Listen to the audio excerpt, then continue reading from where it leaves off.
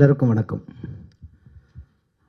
இந்த மேடை ரொம்ப உணர்வுபூர்வமான ஒரு மேடையாக பார்க்குறேன். என்னென்னு கேட்டிங்கன்னா, எனக்கு முன்னாடி பேசினவங்க எல்லாரும் பேசுகிறீங்க, பேச போகிறவங்களும் சரி, ஒப்பனை இல்லாத அரிதாரம் பூசாத வார்த்தைகளை மட்டுமே இந்த மேடை பதிவு செய்து கொண்டிருக்கிறது. காரணம், அதற்கு முழு முதற் காரணம் இந்த படத்துடைய இயக்குனர் ராதிகா மாஸ்டர் தான். காரணம், அவங்க போராடின காலத்துலேருந்து எங்கேயெல்லாம் போகிறாங்களோ நட்பு ரொம்ப ஸ்ட்ராங்காக விதை போட்டுக்கிட்டே வந்தாங்க. அதுதான் இன்றைக்கி விளைஞ்சு இந்த அரங்கம் முழுக்க செழித்து இருக்குது. ஏன்னா எந்த எதிர்பார்ப்பும் இல்லாமல் அன்பை மட்டுமே முதல்ல கொடுக்குறவங்க தான் பெரியவங்க. அப்படி யாரை பார்த்தாலும் புன்னகை சிந்தி அன்றைக்கு இருந்த அந்த எனர்ஜி இன்ன வரைக்கும் அவங்ககிட்ட தொடர்ந்து இருக்குது. அது ரொம்ப அதுதான் இன்றைக்கி இந்த மேடையை ரொம்ப அழகாக இன்றைக்கி அலங்கரிச்சிருக்கிறது. எல்லாருமே பெண்கள் அப்படின்னு சொல்லி பேசிகிட்டு இருக்காங்க. நான் நிறைய மேடைகளில் பதிவு பண்ணியிருக்கேன் நண்பர்களே. பெண்களுக்கு 33% இடஒதுக்கீடெல்லாம் யாரும் நீங்கள் கொடுக்க வேண்டாம், அவர்களுக்கான 1% சுதந்திரத்துக்கு வழிவிடுங்கள், அவர்கள் 100% சுதந்திரத்தையும் இடஒதுக்கீடையும் பெற்றுக்கொள்வார்கள். அவ்வளவு ஆளுமை மிக்கவர். அதுதான் இங்கே தேவைப்படுது. அந்த இடத்த ராதிகா மாஸ்டருடைய கணவர் நீங்கள் ஒதுங்கி நின்று தான் கொடுக்கலாம் முடியாது. யாரும் யாருக்கெல்லாம் சுதந்திரம்லாம் கொடுக்குற அளவுக்கும் கேட்டு வாங்குற அளவுக்குலாம் இல்லை. அவர்களுடைய ஆசை நிறைவேறுவதற்கு தடை இல்லாமல் விலகி நிற்பது தான் ஆண்மையின் அழகே. தன்னை சுற்றி உள்ள அது சகோதரியாக இருக்கலாம், தாயாக இருக்கலாம், மனைவியாக இருக்கலாம், என்னை சார்ந்தவள் அவளுடைய கனவுகளுக்கு எங்கேயாவது ஒரு இடத்துல ஒரு சிறு முரண்பாடாக நின்றக்கூடாதுன்னு நினச்சானா அவன் தான் சிறந்த ஆம்பளை, சிறந்த ஆண்மை. அதுதான் ஒரு குழந்தை பெற்றுக்கிறதோ பாதுகாக்கிறதோ காரு வாங்கி கொடுக்கறதோ வீடு வாங்கி கொடுக்கறதெல்லாம் இல்லைங்க. தன்னை சார்ந்த பெண், தன்னோடு தனக்கு இணையாக இருக்கிற ஒருத்தியுடைய கனவு சிதையாமல் பார்த்து கொள்ள வேண்டும் என்ற எண்ணம் உள்ள அந்த ஆண்கள் தான் இன்றைக்கு தேவைப்படுகிறார்கள். அது இன்னைக்கு நிறைய அது மாறிக்கிட்டு வந்துட்டு இருக்கிறாங்க. அந்த வகையில் நான் ராதிகா மாஸ்டர்லாம் நான் பெண்ணாலாம் பார்க்க மாட்டேன், இணை தான். ஆணுக்கு பெண் இணைங்க மாதிரி அவங்கள ஒரு ஆளுமை, அவ்வளோ பெரிய ஆளுமை, எவ்வளோ போராட்டம். அவர்கள் போராட்ட காலத்துலேருந்து தொடர்ந்து நாங்கள் வாய்ப்பு தர்ற காலத்துலேருந்து ஒன்றா தெரிஞ்சிருக்கோம், தெருவாக அலைஞ்சிருக்கோம், எத்தனை இடங்களில் உட்காந்து தன்னுடைய கனவுகளை பரிமாறி இருக்கோம். இன்றைக்கி இந்த உயரத்துக்கு வந்திருக்காங்கன்னா விடாத அந்த முயற்சி தான் இன்றைக்கு ஒரு இயக்குனராக அவங்களை நிலைநிறுத்தி இருக்கிறது. கூப்பிட்ட உடனே நான் சொன்னது அதுதான், கண்டிப்பாக வர மாஸ்டர். நாங்கள் இதில் அநேகமாக இந்த பத்திரிக்கையில் பேர் போட்டவங்க யாரையுமே அவங்க கேட்டிருக்க மாட்டாங்கன்னு நினைக்கிறேன். கேட்காமலே பதிவு பண்ணியிருப்பாங்க. பேர் போட்டால் வருவாங்க அப்படிங்கிறது தான். ஏன்னா அந்த அளவுக்கு நம்பிக்கை நட்பு மீது வச்சுருக்காங்க. அந்த நட்போடைய ஆழம் தான் இங்கே தெரியுது. மற்றபடி இந்த படம் ஒரு வழக்கமாக பெண்களுக்கான பாதுகாப்பை உறுதிப்படுத்துவதற்காக ஒரு கண்டென்ட்டை தான் இருக்கான உதயகுமார் அண்ணன் சொன்னது மாதிரி, ராஜன் அவர்கள் சொன்னது மாதிரியும் அது வலுவாக இருக்குது.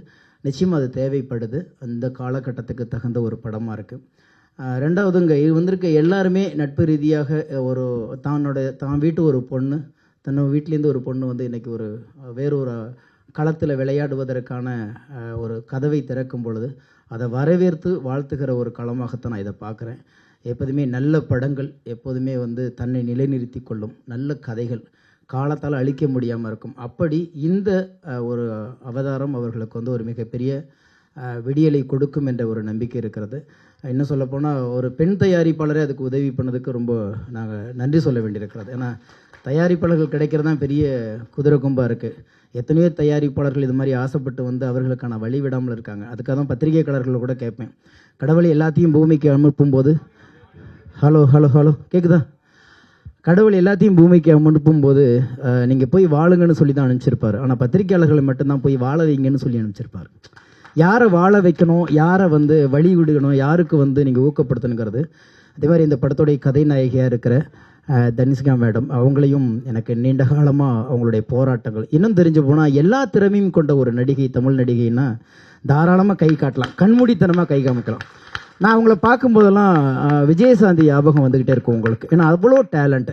அந்த அந்த ஆக்ஷன் படங்கிறது அவங்களால பண்ண முடியும், டூப் போடாமல் எல்லாமே பண்ண முடியும். ஏன்னா அத்தனை வித்தைகளையும் கற்ற ஒரு நடிகை. அதுக்கு உங்களுக்கான சரியான களம் கிடைக்கலன்னு நட்பு வட்டாரத்தில் நான் எப்போதுமே பேசிக்கிட்டே இருக்கிறது உண்டு. கண்டிப்பாக தேடுபவர்களுக்கு கண்டிப்பாக கிடைத்துவிடும் எப்போது என்பது மட்டும்தான் வாழ்க்கை. அந்த வாழ்க்கைக்காக தான் எல்லாருமே காத்திருக்கிறோம். கனவுகள் சரியாக இருந்தால் நிச்சயமாக ஒரு நாளைக்கு அந்த மேடை கிடைக்கும். அதையெல்லாம் மீறி நான் ரொம்ப காலமாக அண்ணனோட மேடையில் அமரணும்னு நினைப்பேன், அண்ணன் மிஸ்கின் அண்ணன் மேடையில். காரணம், சில பேர்த்துடைய கோவங்கள் மட்டும்தான் அழகாக இருக்கும், சில பேர்த்தோட கோவத்தை மட்டும்தான் ரசிக்க முடியும். திட்டுனா கூட அந்த மதுரைக்காரன் திட்டினானா பாசத்தோட தான் திட்டுவானுங்க தெரியுங்களா. அந்த மாதிரி மிஸ்கினனுடைய கோபத்தில் பார்த்தீங்கன்னா அந்த உரிமையும் அந்த அழகும் ரொம்ப ஒரு செல்லமும் இருக்கும்.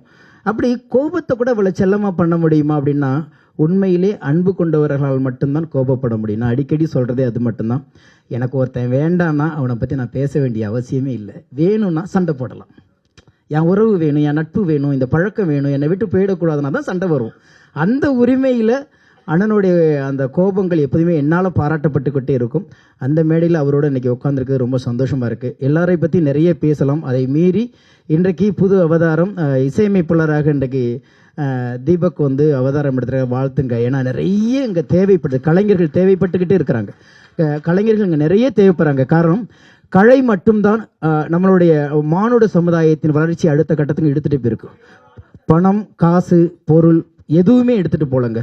கலை மட்டும்தான் வெறும் நாடோடிகளாக காடுகளில் ஓடி திரிந்தவர்களை இன்றைக்கு நவநாகரிகத்துக்குள் கொண்டு வந்தது, உருமாற்றம் பண்ணியது, நாகரிக மாற்றம் பண்ணியது, பண்பாட்டு மாற்றம் பண்ணது எல்லாமே கலையால் மட்டும்தான் கிடைக்கும். அந்த கலை குடும்பத்தில் நாம் அங்கே உட்காந்துருக்கணுங்கிறதே பெரிய ஒரு பெரிய அதிர்ஷ்டமாக நான் பார்க்குறேன். காரணம் நான் கண்டிப்பாக வேற எந்த தொழில் செஞ்சிருந்தாலும் நான் அவ்வளோ சந்தோஷமாலாம் இருக்க மாட்டேன். கலைஞனா ஒரு ஓரத்தில் ஒரு புள்ளி எனக்கும் இடம் இருக்குன்னு அந்த திமிர் இருக்கு இல்லையா. கலைஞர்கள் எப்போதும் திமிரோடு இருங்கள், கலை அப்போது தான் நிமிர்ந்து நிற்குங்கிற நம்பிக்கை எனக்கு இருக்கிறது. புதுசாக 2 பாடலாசிரியர்கள் இதில் வந்து பாட்டு எழுதியிருக்காங்க. அந்த 2 பேர்த்துக்குமே வாழ்த்துக்கள். ஏன்னா நிறைய கவிஞர்கள் வர்றாங்க, நிறைய எழுதிக்கிட்டே இருக்காங்க. தொடர்ந்து நிறைய படிங்க, நிறைய தொடர்ந்து படிங்க. இங்கே வந்து ஒருத்தர் வந்ததுனால இன்னொருத்தர் வாய்ப்பெல்லாம் எவனாலையும் தட்டுப்பிடிக்க முடியாது. அவனவன் பசிக்கு ஈரை இருந்து கொண்டே இருக்கிறோம், அதுதான் இயற்கை. ஏன் எனக்கு மட்டும் ஆடியோ இவ்வளோ பிரச்சனையாக இருக்குன்னு தெரில. எனிவே எல்லோருக்குமே என்னுடைய வாழ்த்துக்கள். நிறைய பேர்த்து பேரை விட்டுருப்பேன், மன்னிச்சுக்கோங்க. நேரம் கருதி முடிச்சுக்கிறேன். நன்றி, வணக்கம். வாழ்த்துக்கள் மாஸ்டர், வாழ்த்துக்கள். தான் சொன்னேன், வெளியில் வரும்போதே சொன்னேன், இயக்குனர்னு சொல்கிறதா மாஸ்டர்னு சொல்கிறதான்னு தெரிலன்னு. எப்படியா இருந்தாலும் எங்களுக்கு மாஸ்டர் எப்போதும். நீங்கள் வந்து இயக்குனர் துறையிலையும் நீங்கள் மாஸ்டராக இருக்கணும்னு ஆசைப்பட்றேன். வாழ்த்துக்கள்.